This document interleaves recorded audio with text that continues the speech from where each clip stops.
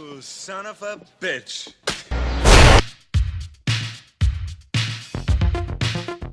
Greetings to my review of Hotline Miami 2, The Wrong Number. This review will be split into 4 parts where I will try to talk about the different aspects of this game. The graphics. This section is gonna be a little shorter because the graphics in this game ain't exactly the best thing in the world. Or is it? The visuals in this game serve a few purposes. Instead of being beautiful eye candy where you need a decent rig to run it, it tries to compensate by making the other parts of this game better. It makes the gameplay more satisfying, the story more crazy and mysterious, and confusing. The soundtrack, it makes the soundtrack better. The gameplay. Oh boy, the meat of the game.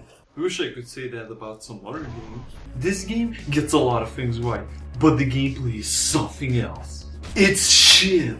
Nah, but in all seriousness, it's hard, gory, and exciting. Even though you will die a lot in this game, which is a good thing because it never feels frustrating, annoying, cheap, or impossible. Well, there were a few times.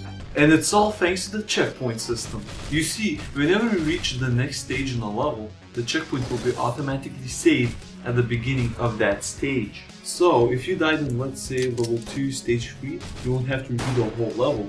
Instead, you'll respawn at the beginning of the 3rd stage. Anyway, all stages in the game are pretty short. It's just that it takes quite a bit of trial and error to pass them. But if you're really good at this game, and if you try to speedrun it, you probably beat it in like, I don't know, 30 hours? Well, okay, the game isn't that long, but it's not short, it's about 8 hours. Also, there were these masks in the first game, and there were a lot of them, and they basically gave you different benefits depending on what you chose. But the second game kinda changed that a bit. Now each character has their own unique items, masks, or in some cases, you can choose to play as a different character, or characters! I personally think that the second game choices are better, because each character is unique with their items and the game constantly jumps between them, so you can't choose the same thing always. Also, when you beat the game, you will unlock hard mode. Yes, there's a hard mode in this game. Apparently, the fans of the first one complained it was too easy. What? And hard mode does the following. Enemies will be more difficult to take down, and some abilities may be taken away from the players. Okay, next section please. The songs. The sound effects in this game are pretty good, nothing too special, I think. Have a listen.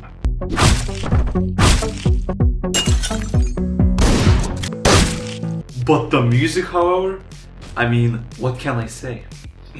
The music is friggin' amazing, although I bet you probably heard that one like a million times. I think this is a very big reason why I never got frustrated in this game. Well, there were still a few times. And it's all thanks to this awesome music.